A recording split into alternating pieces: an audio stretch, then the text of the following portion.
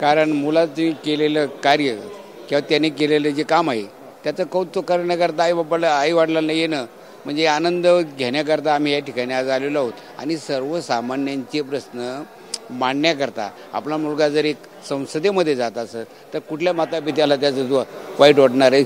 आनंदच आहे. कारण समाजानं आपल्याला ज्या भावनेनं आपल्याला निवडून दिलं, कारण निवडणूक लढवतानाच आम्हाला नको असं वाटत होतं, कारण धनशक्ती विरुद्ध जनशक्ती.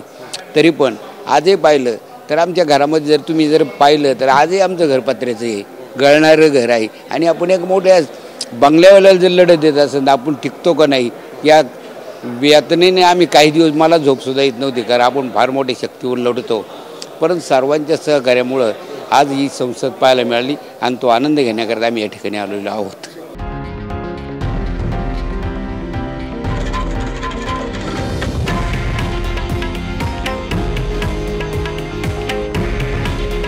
हे आहे देशातील नंबर 1 न्यूज नेटवर्क आणि आपण पाहत आहात TV9 मराठी.